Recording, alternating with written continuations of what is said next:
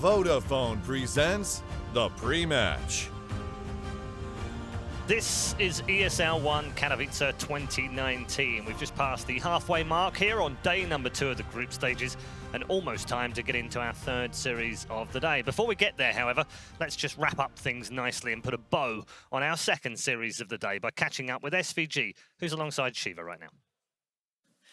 All right, I am here with SVG from Forward Gaming. SVG, congratulations on that second game of the series just now. That was a crazy ending, or at least from a viewer perspective. How did it feel for you guys to play that? Yeah, that game was a bit hectic. Those games are always hard to analyze from your gut reaction, so it's always a game you kind of have to go to the replay and watch. But it was a fun game, so I don't really mind it. It was a fun game to watch as well. You guys end up for, I think now, what, a 4-3 score, 3-4 score? 4-4? What's your score right now? I'm not even sure myself. I've written it up. I think it's 4 and 5 probably, actually. I just looked it up. It's 4 and 5, so I think you're still in the middle there. I think that as far as results go, obviously you want to do better. How are you guys looking at today and yesterday and how you played? Mainly for us, we're trying to learn as much as we can in this group stage. It's pretty much like a game-to-game basis, trying to adapt and incorporate a lot of new stuff that we're trying to do. So some of these games look really sloppy and we kind of get stomped. Some of them we feel a lot more confident and structured in. So we just kind of need to try and bring that consistency up. And that's just the biggest goal. And how do you do that? Is that, for example, like right now you're going to go back to watch the rest of the Dota perhaps for the other group? What's your plan there? Yeah, I mean, some of it's you think you understand the problems and you're going to try and fix those and you have ideas of how to do it. Some of it is just like trying new stuff, seeing what works, see what's comfortable and feels good, and just building from there. All right, I got one final question about that last game you just played, because what made that game so back and forth according to you? Obviously without having seen the replay.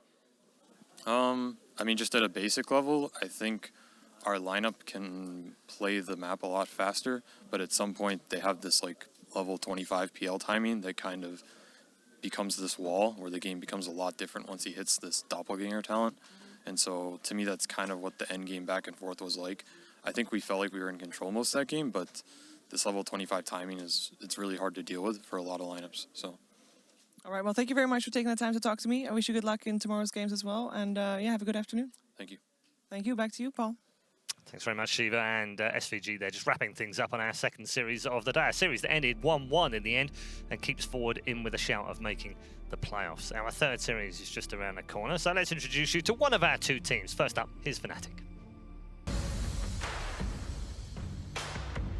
When you think about professional Dota 2 teams in Southeast Asia, you think Fnatic. Although the current roster is very different to what it was even a year ago, Fnatic has come out guns blazing with the addition of MP, Ice, and Jabs to the squad.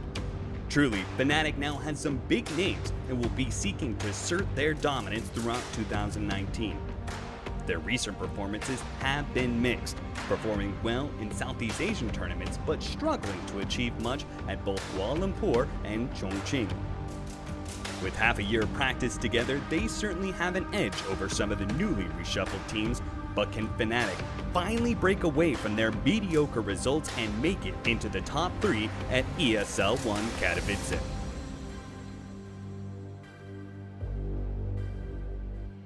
The recent story of Fnatic. The boys in orange have started things off on fire here at ESL One Katowice. 2-2-0 victories on day number 1. They're looking to do exactly the same thing as they head into day number 2. And they start day number 2 against Chaos, who've also gone 4-0 so far. And to preview this particular match, we've changed our panel up. We invite Purge back alongside Kyle. Gents, welcome back to the desk.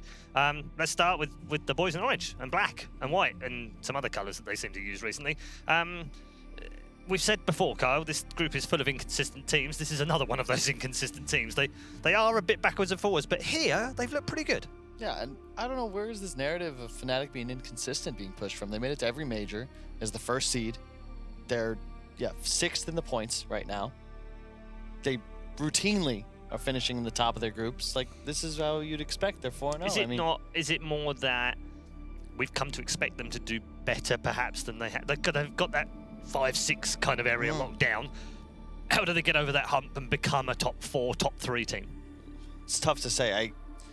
I mean, you look at the majors, right? You have the same 1, 2, 3. Yeah. In both tournaments. It's hard. It's so hard to break into the upper, like the true S tier of Dota right now. And I guess that's where you could say their inconsistencies come in, because you don't really feel like they're on the same level as the Secrets and VPs, even though they're performing well. Like, it almost feels unrealistic to expect them to win tournaments right now. So that's almost the same as everyone else, isn't it? Yeah. Outside that top 3. Kevin, they've got a decent lineup here, and obviously they've got a playmaker in the team, or a couple of playmakers in the team that they can play around, and you can kind of get something going from one of them. I mean, they just have really high individual talent. They've kind of grabbed some of the better players from other teams from the previous season. So together as a squad, whenever you see them play, you recognize all of these names as being like top playmakers on the previous teams they're on. So them together, they have tons of potential. They're not placing top extremely consistently, but making the majors is going to add up, and eventually that should get them a TI placement. But I think part of it as well is just that the brand themselves, the organization, has been an org in the last 2 or 3 years that's always been like good, but not like incredible. So I think that downplays it a little bit as well with the reshuffling. To be fair though, has any SEA team really been one? Like since Orange Esports, like TI3. Well, all of the players in C teams that I can think of are on this team. Yeah.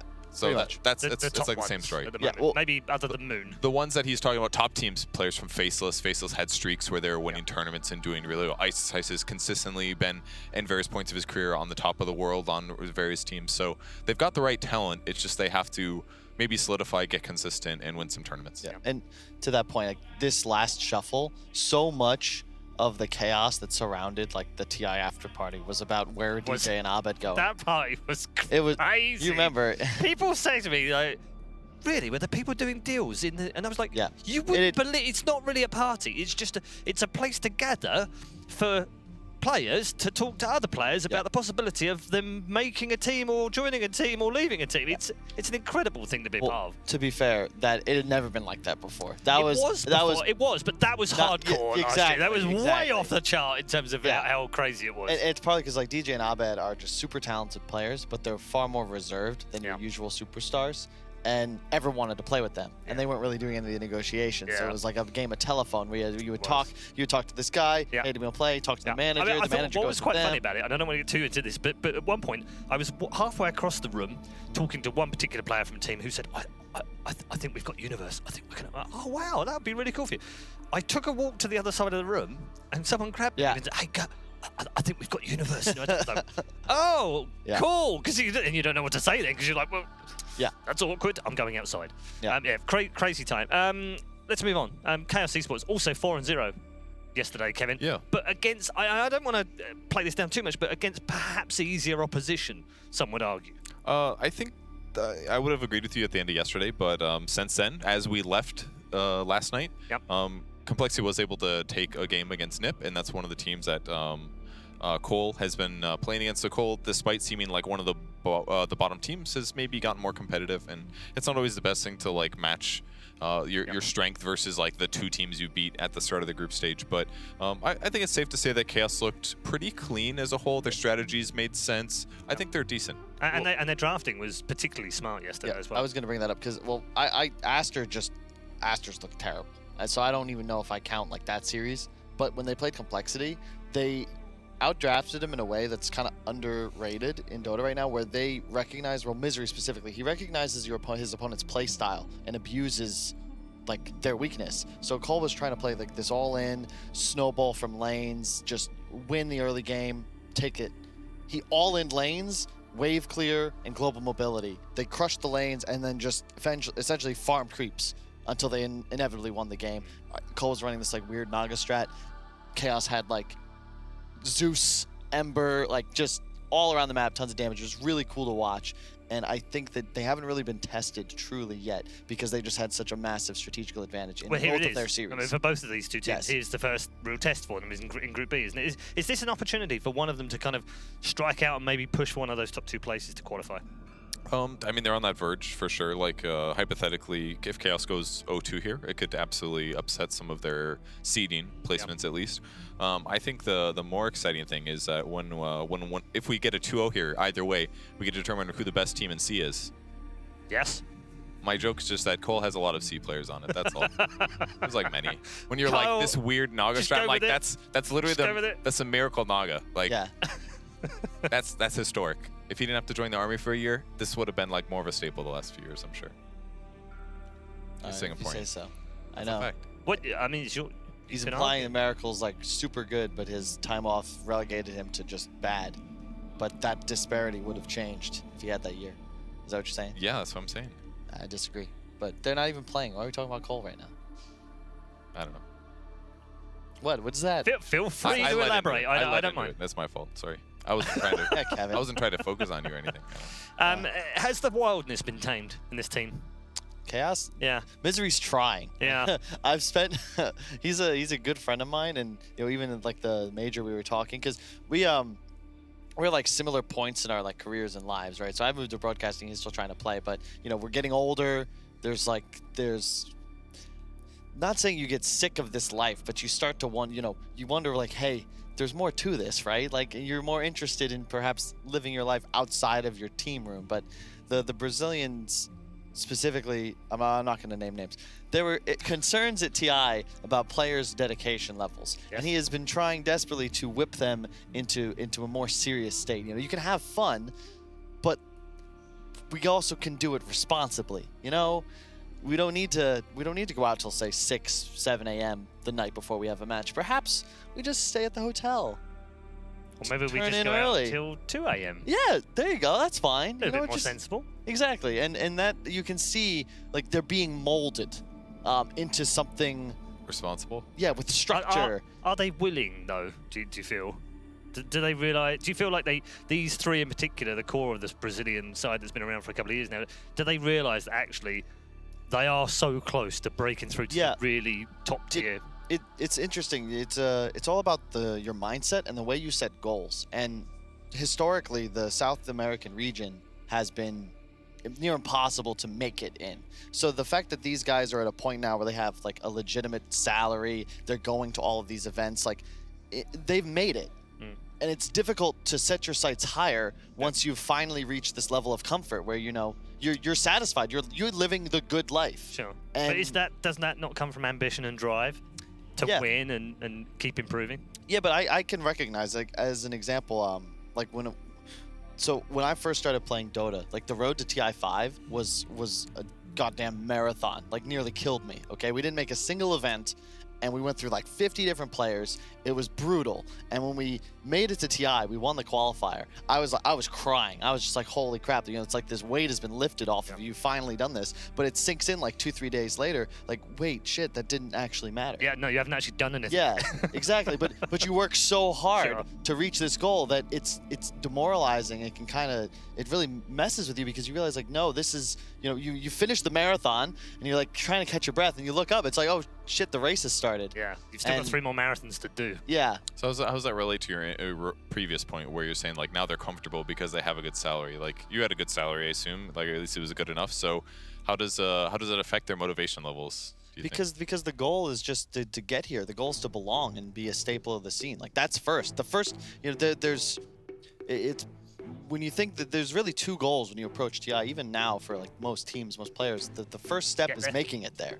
That's number 1. Yep. And only the people that have been there a couple times that have actually won or they've got their sights set on winning are capable of looking at it as just like this stepping stone versus this monumental task. And it's good insight. We're into the draft for game number 1. Some pretty quick picks here and some slightly unusual ones. Elder Titan, it's been played I think 5 times so far at this event and won all 5. Yeah, I think Fog keeps talking about it. He's been talking about it for on and off for weeks. Yeah. Like once he'll bring it up once in a while when we talk about strong heroes. And I haven't been super believing in it since it didn't do very well at WePlay whenever I saw it. But yeah, I mean, if it's winning here, it's working out well. It is working out well. And the Sand King, have we seen? I don't think we've seen a single Sand King. Certainly much. not on the main.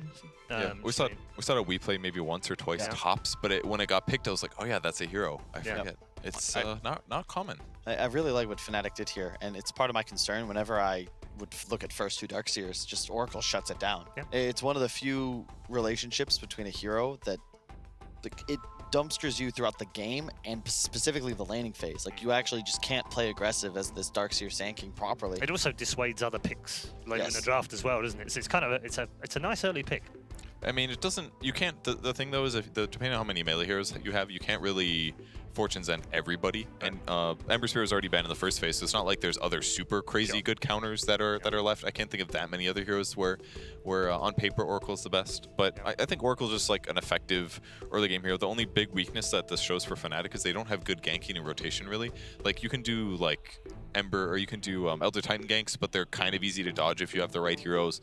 Oracle can do some tricky stuff with Fortune's End, but I'm not super confident that they'll be able to rotate around if their lanes go bad. So it's very important that their cores have decent matchups, in my opinion. I agree. I just think that you're fine with like ET Oracle. They're not looking to do too much rotating. But when you already see the Darkseer Sand King come out, you can assume that these heroes are going to look to like play aggressively in lane. Sand King, you So could. what you're saying, you just got to win that lane, and then it's relatively fine. When you look at Darkseer Sand King, they're already invested. Like we're trying to wreck your off lane. Oracle shuts that down, and sure, Sand King could rotate, but like it's not as effective as it used to be. The stun duration was nerfed a bit. His move speed, I think, was increased in this last patch, but it's just not roaming as a concept. Just isn't as strong. Neither is jungling, and that's what Darkseer Sand King lanes, when outmatched, would typically turn to. That just isn't value anymore. You have a lot of experience with that. What? Getting outmatched with the Darkseer dual lane. Yeah, I mean, that was like Having I think to know still what my to do. most played hero. But the reason it was so good then and not as good now is because you always had more. You just had more options. So sure, you'd prefer to be aggro and crushing a lane, but you would have no problem just jungling. Like used to start where I would double Ion Shell a wave, and my 4 position is not even in the lane yet. He's just going to double stack camps, and then we you switch. go clear them later once your lane pushes into their tower or something. Exactly. It's like go do something efficient. Yeah, makes sense. When was the last time you saw something like that happen though? Like in this patch? Yeah. I mean, we are seeing a little bit more jungling, but it's been a while since we saw multiple stacked camps. Or you get that stack stolen by the other team. Sometimes, yeah. Even though the stacks are. I had a lot of complexity matches, by the way. We used to make comments about that on the panels. Oh, where you'd like 5 stack an ancient Yes. and then get it stolen. And then they just get absolutely pillaged. It's harder now. It's not as many ancients. Yeah, People just doesn't don't stack happen as quite- often, quite even so though stacking's pretty Thanks good. for the little tidbit though, Paul. Just thought I'd Appreciate it. throw that Remember in that there. time you were owned 5 years ago? Yeah. Mine was better. Whatever. But yeah, I guess if they are planning to do the dual lane, which is likely, then yeah, Oracle will help guarantee that lane. And then if that's your opponent's 2 openings, you should be able to adapt to whatever else they go for. That Pango ban. Seen a lot of ice Pango. Heroes good at rotating and space creation in the mid game. I really like the Slark ban. HFN Slark's quite good. He loves the hero, and even though it's a bit unconventional, you haven't really seen anybody playing it. It's so good against Oracle ET because you cleanse the stomp, you cleanse the Q from the Oracle, and more importantly, you find these supports. And if you're Chaos right now, you're looking for some sort of high reach core to identify and assault the back lines because that's how you win these fights. It was picked earlier today as well. The builds are kind of reminiscent of original Sark. When Sark first came out in Dota 2 and was played, it was like phase boots, drum, just to like gap close, but now it gives you armor and lots of attack speed. And then they'd go like Diffusal Blade. I believe people are saying is the previous tournaments. It's so scary. It's part of why Lesh is super value as well, because you buy all these high stat items that enable you just ready to fight. Same with Ember. You get levels, you're more XP dependent than anything else. You have phase drums and you just run around the map spreading chaos. You just had to say it. didn't CM? you? Spreading chaos. No pun intended. No pun intended. Okay, thank you. It's a good pun, though. And a tiny for Fnatic. It's been a reasonably flex pick for them as well. It's been played in 3 different lanes. I like the CM a lot. I mean, Darkseer's Iron Shell mana cost is so much early on. It'll really help negate some of that. Yeah. Also gives them roam potential, disable potential. It's kind of good. Like, So this tiny, do you think, is this off lane or is it an Abed tiny? ooh, that's a good question. I think it's not bad tiny. Yeah? Especially against CM, it looks ideal. MP plays it really well too, and I actually think that you're asking like why can't Fnatic win tournaments just yet? I think that, and a lot of people in the scene echo this, like MP as a player just isn't. It's hard because their offlaner, their carry and their offlaner are off meta in their play style. you have an incredibly greedy player in Ice Ice Ice that prefers, you know, these timber saws, like aggro tide hunters. He wants to be more of like that 2 position. Yep. And then MP, he ends up, when the team have really find success, he's on carries that don't take much net worth, or they are far more active, a la Tiny, Voids, Weavers. It's not the traditional hard carries.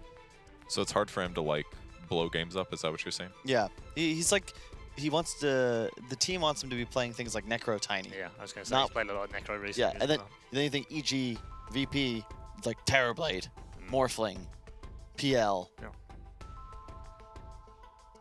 Yeah, his top 8 from the last month, MP's Lifestealer, Void, Timber, Jug, Weaver, Necro, Gyro, Ursa.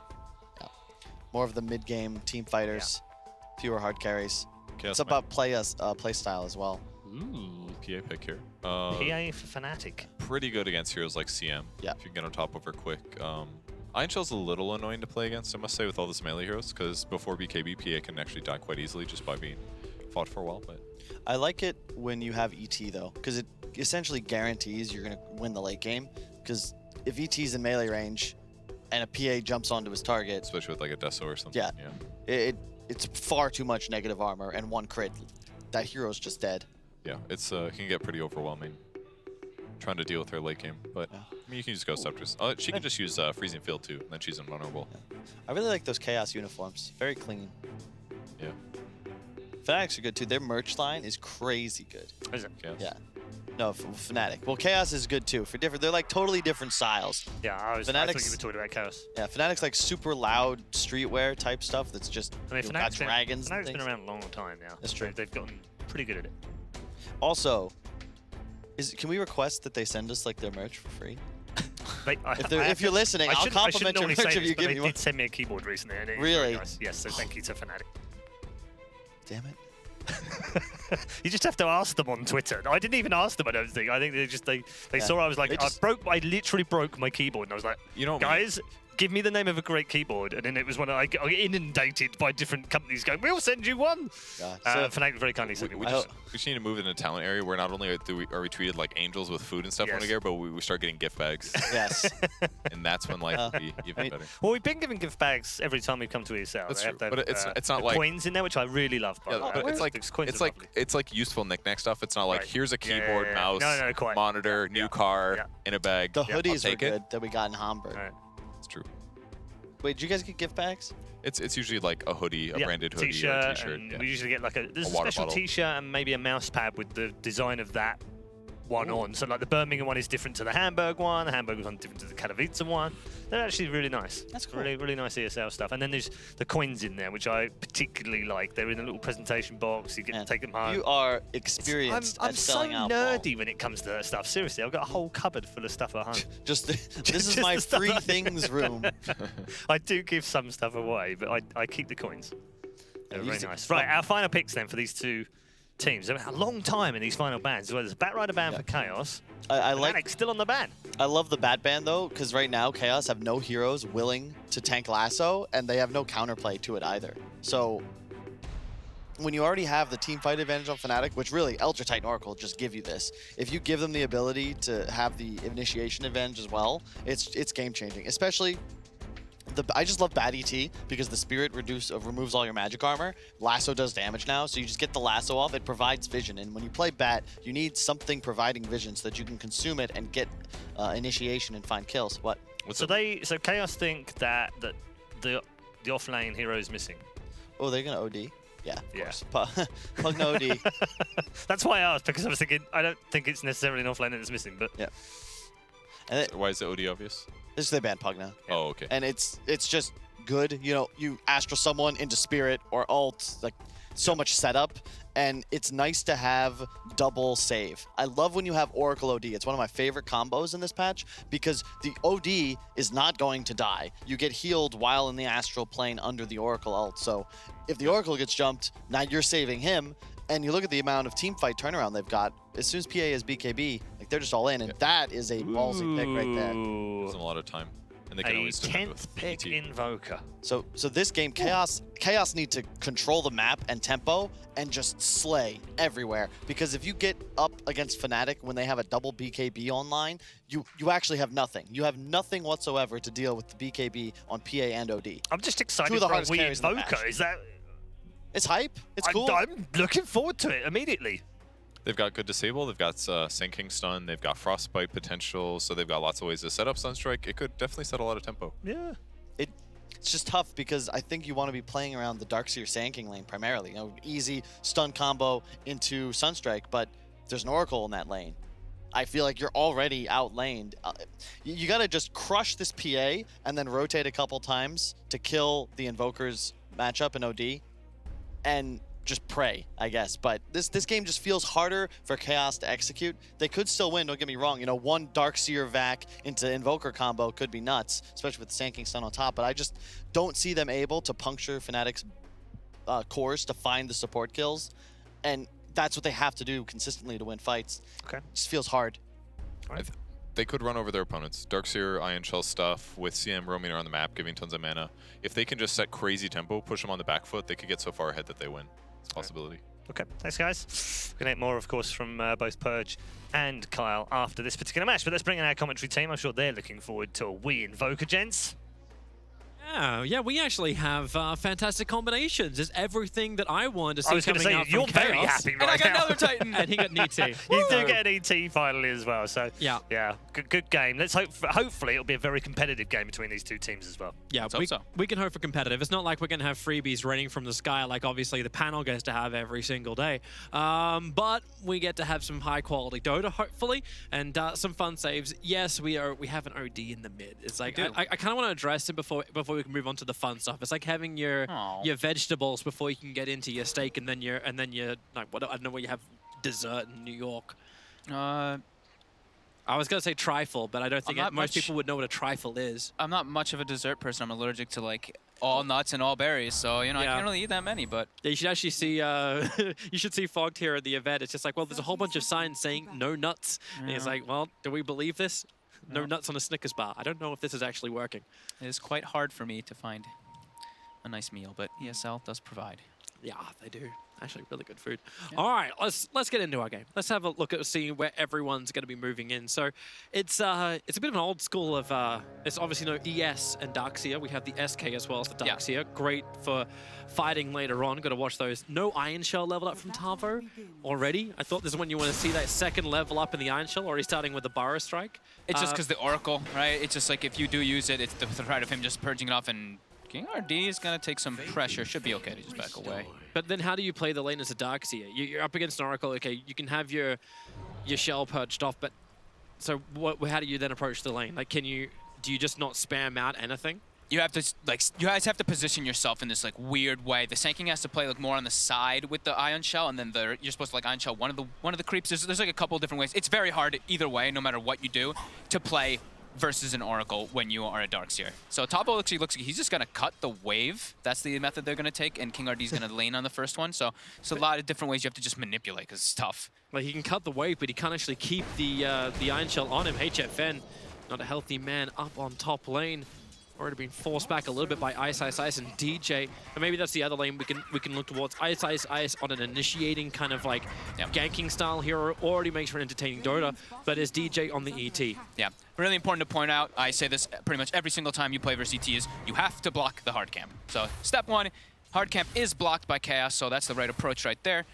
So the reason is, of course, because the ET stacks it over and over again, the Astral Spirit becomes ridiculous. We'll see DJ probably notice that soon, and then he's going to look to see which ones he can stack, or maybe even bring a sentry. Tavo has a creep wave and a half with him. Jabs is doing the best he possibly can to try and deny up any of the units, but with King RD rotating over, this is where the farm is. Yeah. This is where the even opportunities against Jabs is. I'm concerned in this laning phase for Chaos, just because of this in general. This Oracle is going to have a great time because he's just going to keep shutting this down. OD's going to have a good time in the mid matchup. Top, they should be able to start the pressure out. Even though they're dual melee, these two heroes, they hit hard. keeping my eye as well on the Wii Invoker. Mainly his levels. He's gone 2 points up in the Exort. Yeah. He doesn't have Sunstrike currently invoked up, but this is that extra little bit of help that they can provide. As if King RD and Tavo can find some kind of opening against jabs. Yeah, absolutely. I mean, that's why they have like the CM and the Sand King, and then they have the Invoker last. Like, I hate seeing an Invoker where you have like no ways to set up. It used to be in the past where we'd see either like the Bane or the Sand King. Yeah. Always picked with it just for that reason. And you can just set up. You can just set up kills on your own. And Tavo eating some more harassment, but continuing to do the same thing. Even nicer when you get a regeneration room for King RD, so we can just move to the bottom lane and just harass. You surge him up a little bit, he gets the Burrow Strike off. I want to keep my eyes on that Sunstrike, still not invoked up, and it's not enough damage to find the kill just yet. Well, the top lane, everyone just keeps low. But there's no burst combination. Like, Ice Ice Ice is a level 2 Tiny. He doesn't really do that much just yet. Yeah. A couple more levels and it becomes better for Fnatic. Because right now the Monkey King can be a little bit scary, but Crystal Maiden is so slow, and they're gonna both have boots on these two, on the Tiny as well as the other Tiny. It's gonna get scary for that CM to stay in the lane to protect that. Problematic for King RD.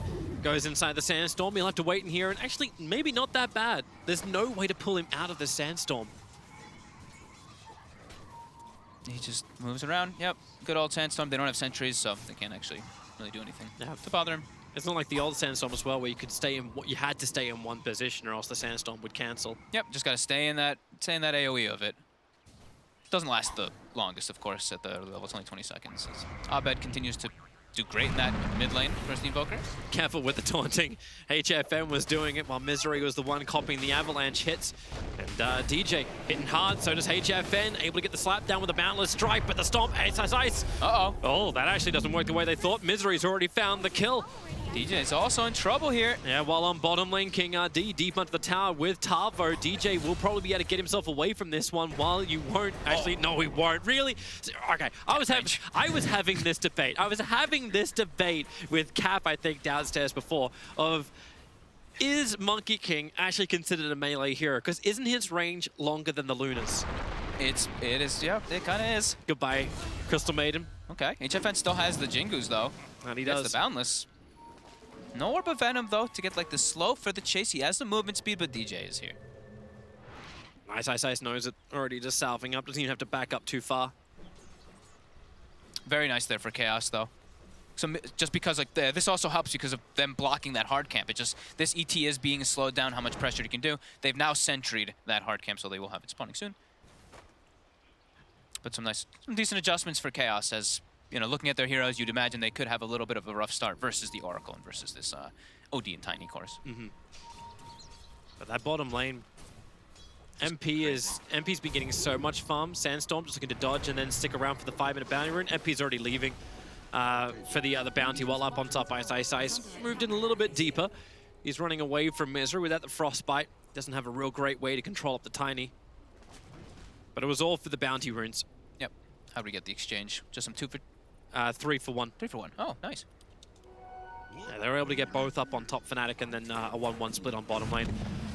Going after DJ once again. Ooh. Misery actually consuming the Mango, able to get the at least Frostbite onto DJ. The jump up, Monkey King sleeping in the trees. He'll bounce back down again while in mid. King RD starts his own initiation, so DJ dies up on top. The imprisonment. Are they trying to set up? Buying some time for Ice Ice Ice just to come in, but with the Sandstorm, they don't pull him out of the invis. Oh man, and that's an Ice Ice. That's not a support Tiny, by the way. That's Ice Ice Ice Tiny making the rotation over. Bottom lane, Tavo's in trouble. He's just got no way to get away. DJ will TP over towards the shrine just to say he can be involved, but and there's a Darkseer who's not having the funnest time of his life. Yeah, the Darkseer is at least getting blast hits though. Level 4, Soul Ring already finished with a raindrop. We look at the Tiny.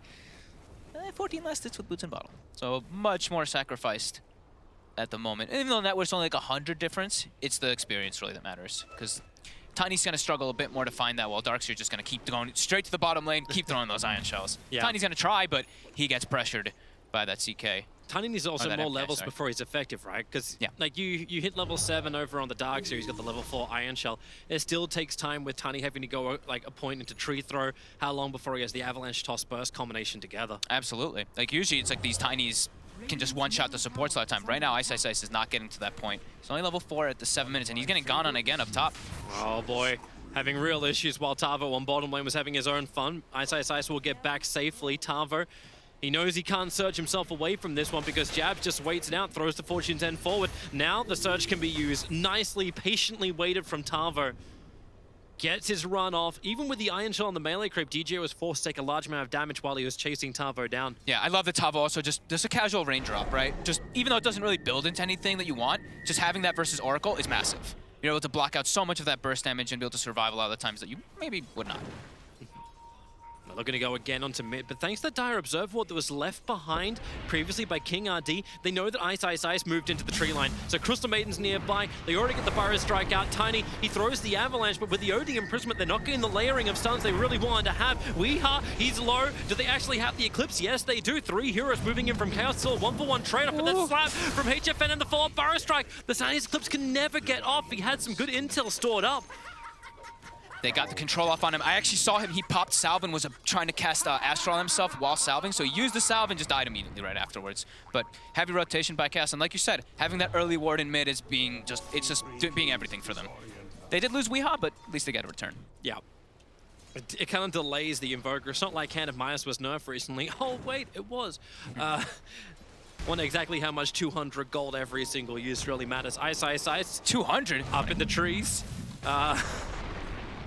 Tiny. Yeah, nice. Frostbitten up. And he's dead again. Yeah, he'll go down. Okay. Sorry, they're just 20. Yeah, 20. I know. Yeah, don't worry. The 200 to 180. Don't worry, I said 180-minute cooldown in the earlier test. I was like, wait, that's a long time. Hey, at least I remember the nerfs. If people didn't actually realize, I've been studying mechanics recently. It's going as well as my lessons to learn Chinese. Tavo, he's in trouble. 3 heroes with the extra TP coming over. MP really wants to find this kill. King RD might be able to create some space, going in for the Burrow Strike, but then instant Eclipse from Arbet. He doesn't want to wait it. The Sentry Ward's planted, and King RD, he's just on the edge, but he still walks far enough that the Sandstorm is cancelled. And there's 2 heroes. The Sunstrike! MP! The body block almost got him killed. That was terrifying. For a setup, like, oh, wait, OD's gonna share the load. It's gonna be like, you'll be okay, but no. Could have been next level, and well, it wouldn't be the first time Weeha's hit those BS Sunstrikes. It's true. Now Tavo has recognized, he's like, all right, I have my raindrop. It protected me a couple of times, not anymore. I'm jungling. I'm level 6 still, while this Tiny, Ice keeps dying. He's only level 4 on Tiny. That Sunstrike gets to hit, and that's what Weeha needed. He needed the money, farming the creep wave he's got. That's enough money to finish up the just under 10-minute Hand of Midas. Nice. He's got it at a pretty damn good pace. I mean, looking at the ODs, 1,000 shy of it. Went for a bunch of small items, of course, but you've got to imagine if you're Weeha, you're very happy with this as rotations are coming in. Yeah, they're coming after Arbet. Originally, this movement was coming in for the 10-minute bounty runes, which will spawn up. Now, Monkey King will get both of the top ones. And the trade-off will be Fnatic taking both at the bottom, so it ends up being a straight trade. But having a regen rune now for Invoker, thanks to them controlling the northern side, even better for Weeha. Yeah, I was wondering if we would see MP go for the Battle Fury this game, because the one reason is when you have an Elder Titan, he is going to stack naturally. That's just what you're going to do, even though in the laning phase, maybe not so much. We now see DJ, he's starting to get those stacks online, and immediately Tavo's actually stealing some. But yeah, the PA is going to be going for Battle Fury to clear those, but great job by, I said Tavo, King RD to steal these. Yeah. That Battle Fury pickup you're mentioning, it is interesting. Like, instead of going for the extra, like, straight-up damage getting into the fights, going for the farm-style game, puts a lot more pressure on people like King RD to get aggressive and into the jungle. I think the thing that Fnatic can look at and realize is, like Kyle was mentioning on the panel, is you look at their lineup and their late game is unbelievable. Chaos, sure, they have the Wombo combo, which can also, you can't ever like just rule out, but BKBs are the name of the game for Fnatic. When they have those, the combos just, you can just walk away.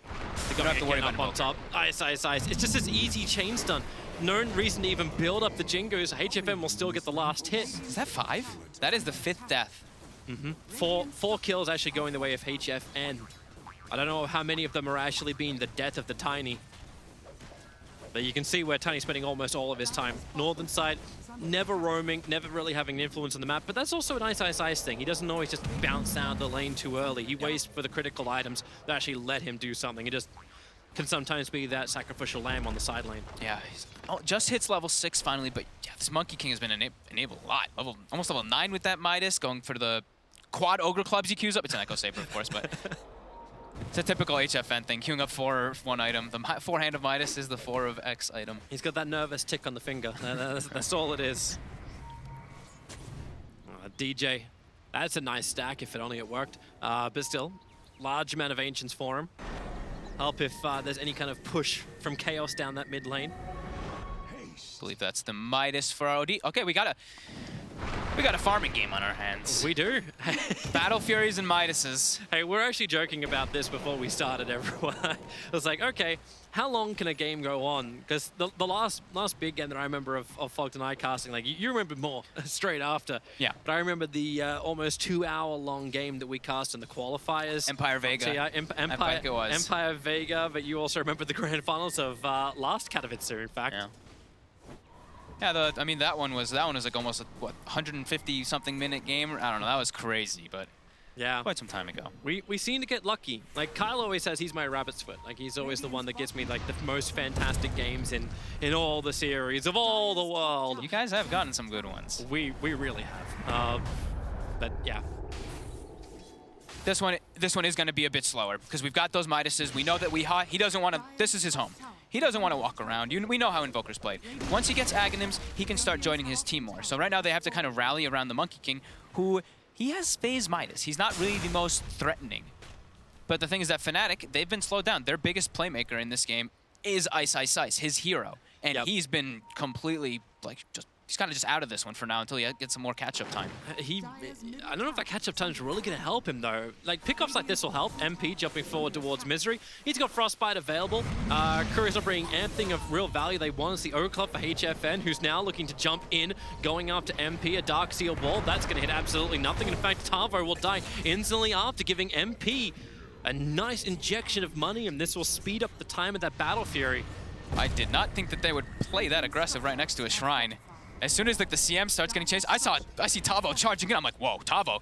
That's a Darkseer when you're playing into an Oracle. You really have to be careful how you're, surging yourselves into these situations. And there's an Oracle. So if you do even maybe set up for a kill, there's a false promise that's going to come out. You need more backup. So that was it's a little bit of an overextension there. That's when I actually started to get worried about my point I was going to make, where it's like, hey, Chaos is really good at slowing this game down with split pushing, because you've got Iron Shells to push out the lane. Monkey King is very versatile, how far he can jump. Even Sand King, they don't have an easy way to gank him up because you got the Sandstorm for Invis, already seen multiple times used to get him away. So, yeah, all this is great. Oh, I just fed 2 hero kills underneath the shrine.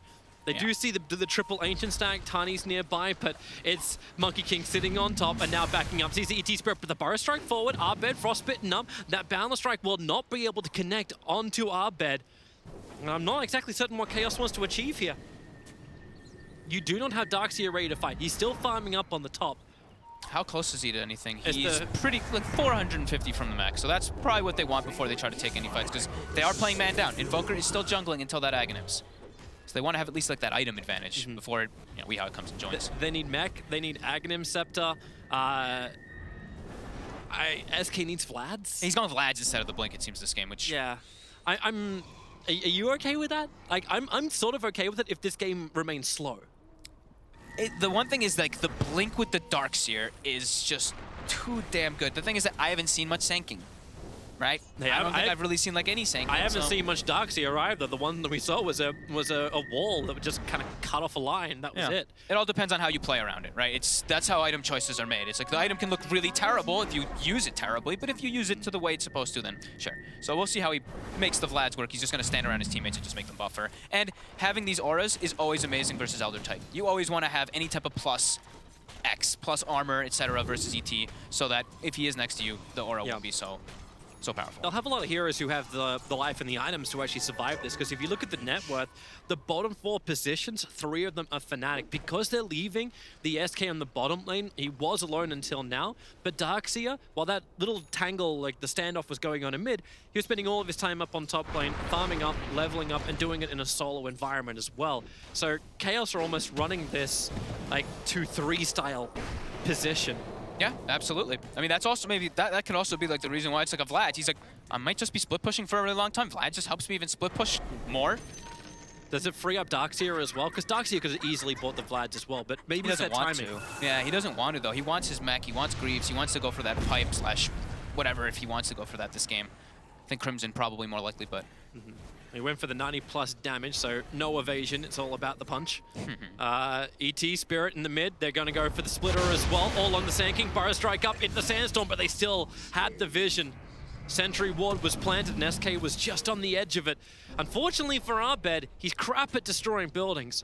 In fact, everybody here is terrible at destroying buildings, and MP can't stay on the front lines. He's got a Battle Fury completed, but that doesn't give him survivability if he gets initiated on. But with that Battle Fury, we're going to see that. We already saw it pretty much instantly on that net worth. He cleared some of those stacks and just really catapulted himself forward in both net worth and levels. I think he's near level, what, 14 now on PA almost? Yeah. And he's #1 net worth. He just got in front of Wii. And the whole timing, like we mentioned, this game, sure, Battle Fury is great, Desolator is great, but it's really when that BKB comes, how can Chaos take the fights for them? Is right now they're looking to actually pose a threat. ET Spirit coming through.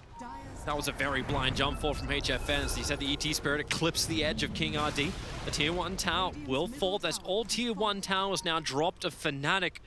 And nothing of Chaos has actually been lost, apart from heavy chip damage in, oh, hey, more than a chip, into that top Tier 1 tower. And Chaos want to try and establish more map control. They're moving in deep, 3 observed wards on Misery, and they'll see DJ starting his run back down the small stairwell.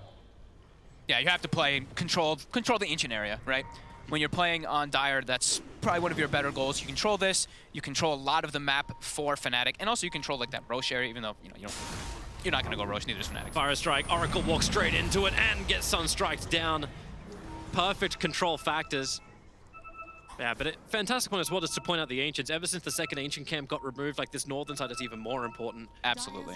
Look at him move. They just want to go into it. OD jumps in. They'll isolate the Crystal Maiden. She got nothing she can do to help out. The imprisonment breaks free. Burrow strike. King RD has Sandstorm available, and we go into the Wukong's command. Fnatic inside of it. The toss. Ice didn't get him outside of the Wukong's command. The ET splitter will not be able to function as they come out of the imprisonment. Arpeb goes down. Enough damage from the Sunstrike of Weeha. It's still Tavo involved in the 3-on-1 fight. And the man who was there to help out with a kill from afar is Weeha, who's just free farming up top lane. It still looks like a very over-aggressive fight for Chaos to get into. And it was a ward mission. They would walk, I mean, they walk directly up onto the high ground to do these wards. They're going to know that ward is probably there too. It's going to get dewarded to MP. You've got Freezing Field available. Misery's going to let it go. MP can just Phantom Strike himself away. He jumped down towards Jazz, but now the Call Snap. ET Spirit down with a Stomp. They jump forward, turning around. A good crit onto Weeha as MP couldn't follow up. The Frostbite of Misery. Once again, that control factor. He looked like he wanted to jump there for a second, but everybody's respawning. Gotta be a little careful. Yeah, Fnatic, they still have this massive potency of the OD ult, and especially if you're an OD ult next with an Elder Titan Spirit on top, right? Like the amplifications that's gonna come out from that is insane. And that was actually a really nice toss, even though he didn't throw him out of the ult. He landed right on top of everybody. Yeah. So they got a nice combo from it. So Ice now he's starting to be able to join the fray as he's completely caught up. Actually, he's almost level 12 with that Blink Dagger now. He's similar net worth as the Darkseer. That's pretty huge, these last series of events. You can get those solo pickoffs, and Misery knows, okay, I'm back behind towers at all times. I'm only inside of vision. I remember when the draft was happening, you were saying, like, okay, like, why the CM? It's aura. He's an aura, yeah. He needs to be able to provide that for everybody. His ult gets to a point later on, of course, that's, that armor is a lot. It really is, if there's not a disable for her. But PA's going to be hitting pretty hard. As she does have a Desolator She has already. a Deso, so Roshan's on the menu. Sunstrike, Weeha's thinking exactly the same thing. It's like, where are they? Fnatic was thinking also similar. They were standing up on the high ground, but they should jump forward. Ice with that blink, tossing back. HFN, he's going to go into the Wukong's command. I don't think he'll live long enough for it to actually fully complete. You said it yourself. This team on Fnatic, they don't really kill objectives that well. Now with the PA with the Desolator, sure, but that's the way they get objectives. Get a kill into it, and now they'll commit forward into that Roche. Bottom lane is pushing in a little bit to the Tier 2 town, but this isn't that old school like Radiant treat their Tier 2 tower on bottom lane for Roshan. Chaos has strong team fight though. If they can actually get in that area, the Invoker's got the Aghanims. Everyone else is rushing over. There's no BKBs yet on Fnatic, so they are susceptible to all of that AoE. That Sunstrike, it only could... Oh, hello, Misery. He'll be okay. That Sunstrike only connected onto the PA. I don't think MP would have wanted to back off like that unless that actually happened, because he went down to 50% of his HP. Too risky if Chaos wanted to initiate. So they can't actually get it. Sentry was a little bit too far out. The Observer Ward does see a hell of a lot from Fnatic. looking at this wrap around Ice, how much do you want? Jabs, he feels like bait. ET Spirit Stomp goes down onto Crystal Maiden as well as the Sand King, but he's hidden inside the Sandstorm. Even surging and Iron shelling up the SK, but King RD doesn't see anything he wants to go on. There's a full hex on the OD that he just picked up. This is huge for him. The control, the disable, the increase in intel, but at the same time, Darkseer wall causes a couple of problems for Fnatic, but where's your follow-up? Is coming in from HF, and he doesn't have the Wukong. He's just trying to kill off DJ and remove this ET. Misery will control him a little bit, but the bigger damage is MP in towards Misery. He'll finish the job. Same with Arbeck in the Eclipse down, the saving of Jabs. They tried to go in on the OD, but they could not find the kill. Finally, the Sleeping Monkey is put Everybody's down. dead. Goodbye, Invoker. And Fnatic, I believe now with 5 heroes up and Chaos with 0 heroes up, you can take Roshan. That was incredibly awkward the way they walked up and forced that engagement. Look, they actually weren't able to get, like, they got a decent amount of spells off, but the way that they connected, they did minimal damage. Pretty much everybody on the side of Fnatic was like walking around a little bit on the outskirts there, and then they have the, like we said, the false promise. It comes in, OD's fine. It even was awkward. Abed was like unable to actually like attack a lot of times in the fight too, because he was afraid because the Monkey King got Fate's Edicted, so he was like, oh god, he's immune to magic, so he kept stop canceling his ulti. But overall, they had such a good position. I'm loving this timing. Ice waited just a fraction of a second longer for DJ to arrive on bottom lane. King RD, Burrow Strike up, they already triggered the dust, they had 100% can see him, and Tava wants to help him out too. He surged forward, he'll need to back and pull him back in. Maybe with the Greaves, they just have enough life. Tossing the Darkseer in, King RD will still survive. But it was a nice combination. It's like, hey, DJ, put your spirit down. I need to be amplified. I need to actually have some extra help here. The 4-4 combo is not enough to kill off the SK. No, not when he's past level 10 with the 200 health talent. You're actually super tanky on Sand King. So even without the BKBs... We get to see this fight once again. Yeah. So they got the sentry down. They got King RD before he was able to get anything off. So they got the wall off, but Weehaw, look at Weehaw's positioning here and watch what MP does onto the Invoker. So we're going to be watching this Invoker. MP just immediately jumps on and makes the fight awkward, right? He has to go into Ghost Walk, and then they're all segregated. They're all split up throughout the fight. You see Abed keeps canceling his ulti there because the HFN was Fate's Edicted, but then just the hammer gets dropped, how much intelligence he has, and they have a safe follow-up. So. Yeah. It's probably the best example of a fight from Chaos, which didn't have its combination that we were expecting. SK's Burrow Strike on the end of the Vac. Yeah. Like even if you Vac wall at that point, you still need a more control down, or you need to have Invoker getting the combination. But as you said, like you zone out the Invoker, you kill off the SK before the fight can even begin. It's like, okay, well, this doesn't work, and you can see King RD with the Blink Dagger. He needs to have this in his inventory. Exactly. They absolutely need just some way to start the fight. Right now, they just walked up a high ground with very minimal to no vision into a 3 or 4 man squad of Fnatic. So when they have that blink, then they can smoke, get a ward down, and then they instantly go for the jump plays.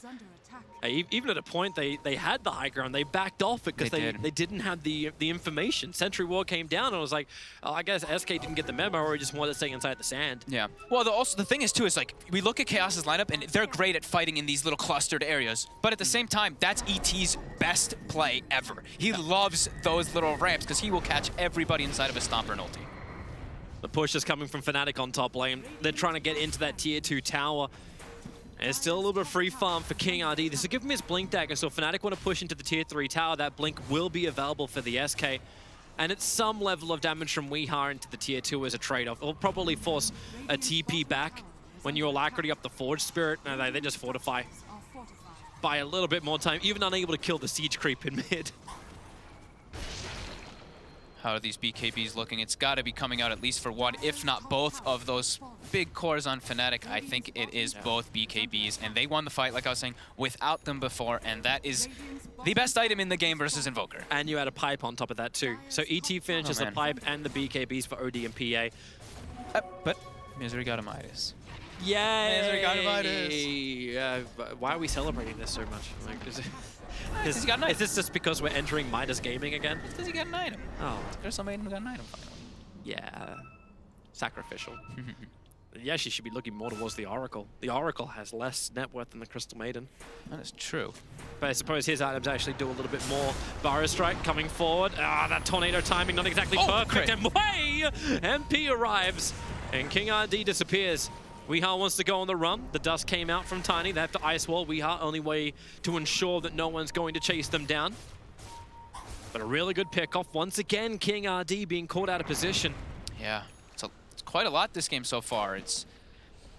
I understand why he went for the Vlads. I really do think that they needed this Blink so much in this game, though, and it's starting to be a bit painful now in these last few moments as they've lost quite a lot of momentum on their way. But the high ground of Chaos is still quite strong. There's BKBs and an Aegis, though, so a lot of their damage can be negated. But yeah, Monkey King is still a super threat if you are trying to go for... Hey, I'm still waiting for an Epicenter to be in one of these fights. Yeah. Hello, Monkey King!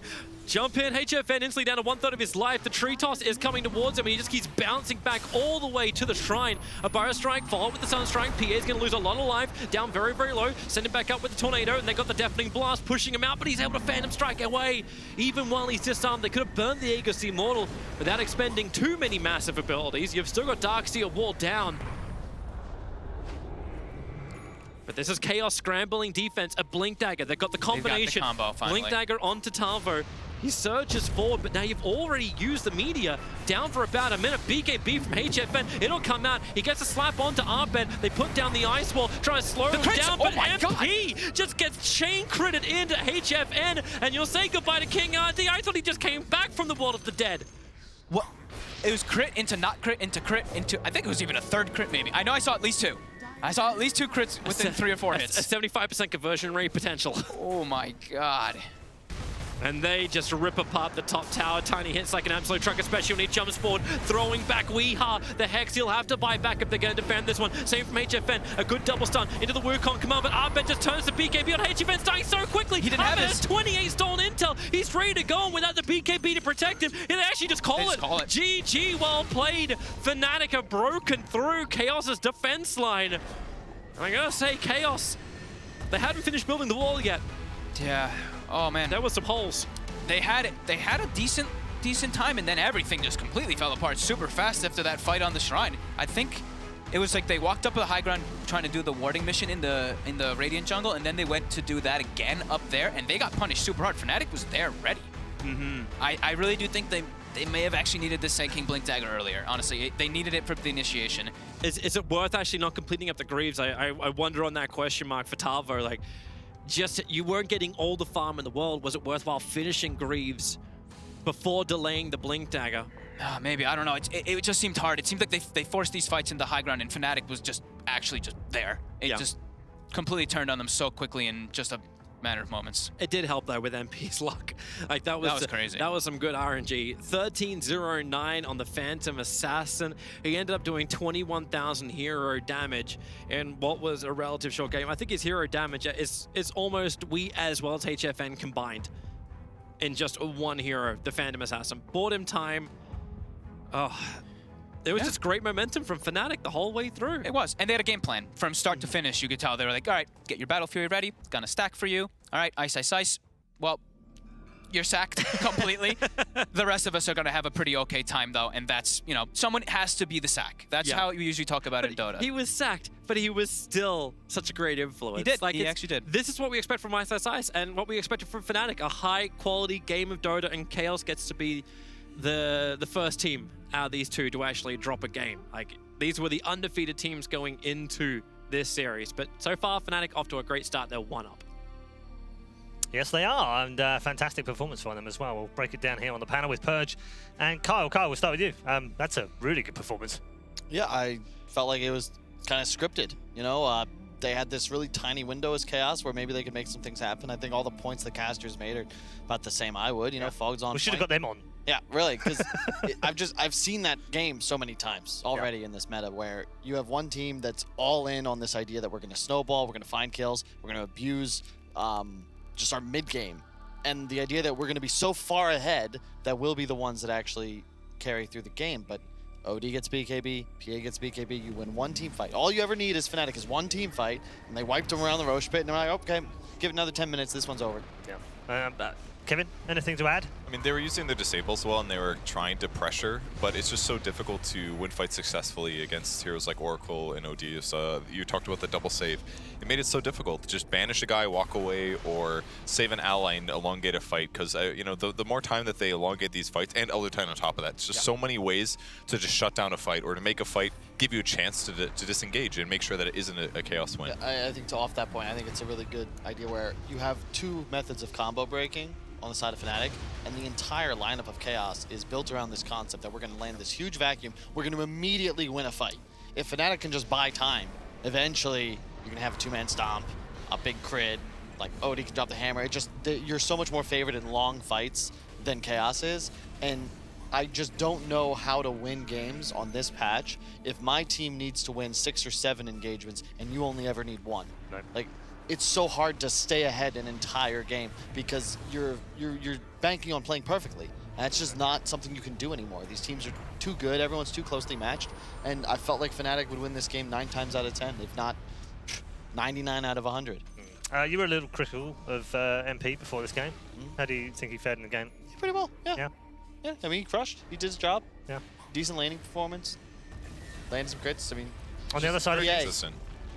He's the super consistent player. That's always the only criticism against him is that he never does incredible, outlandish performances. That he's consistently good, but he's not necessarily Abed. Abed's like consistently amazing, I would say. Yep. But MP's up there towards that area, and he's got this narrow range of performance where he's almost always going to do the right thing. He's just never going to blow you away, and I think that's completely fine when you talked about how much space he has on the team. I think the best comparison for him is going to be like a Yawar on forward, or what's his name on What team?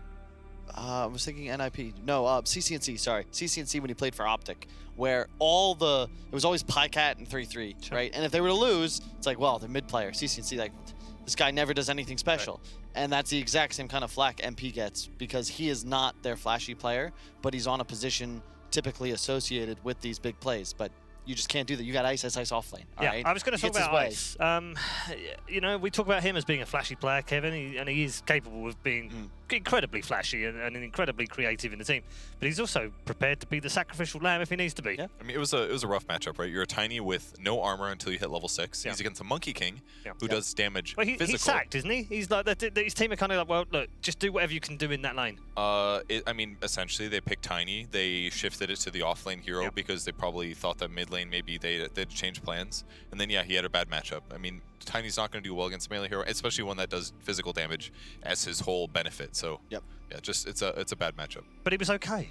He'll take that for the team. I mean, yeah. And he gets killed. Crystal Maiden focuses there. That means Invoker doesn't get out of control. That means OD does fine. Yeah, it's fine. Yeah. Would you agree, looking at the items picked up here, I think 3 Midases for Chaos is far too many with the concept they're trying to execute. Isn't that the same for every team right now? Yeah, but you are never going to be satisfied. Like, you're never winning the game after 45 minutes, as is. And it frees up Abed to go for this incredibly greedy OD build. He went Midas, Sheepstick, BKB. Don't forget that Meteor Hammer. Yeah. True. I don't know why that's crucial there, media hammer. He did it for the end game just to finish it off. The memes. It seems a little crazy to me on Crystal Maiden to go Midas when you're against a PA. Yeah. Because what you're always trying to do is just stay a little bit ahead where you can like go Scepter before she jumps on you, or Glimmer Cape, or Force Staff, or something. Yep. And instead you're just like, Midas. I have my gold hand at least. I don't know. Yeah. It just felt like Chaos. They were playing for a win condition that never existed in the first place. They were chasing a mirage through the desert, very tough, only wasn't to find themselves alone. They had to win like dead. mid-game team fights really hard, and then have that advantage plus Midases was what they're aiming for, I think. Yeah, very tough game indeed for them. Time for us to take a quick break here, but don't go too far away. The second game draft will be just around the corner. Another chance for Chaos to bounce back, of course, because in these 2-game series, they literally take a point for every game they win. It's not done yet, but Fnatic are searching for 6 out of 6. We'll be seeing you soon. Especially when jumps forward, throwing back Weeha. The Hex, he'll have to fight back if they're going to defend this one. Same from HFN, a good double stun into the Wukong command, but Abed just turns the BKB on HFN's dying so quickly. He didn't have his 28 stolen intel. He's ready to go without the BKB to protect him. He'll actually just call it. GG, well played. Fnatic have broken through.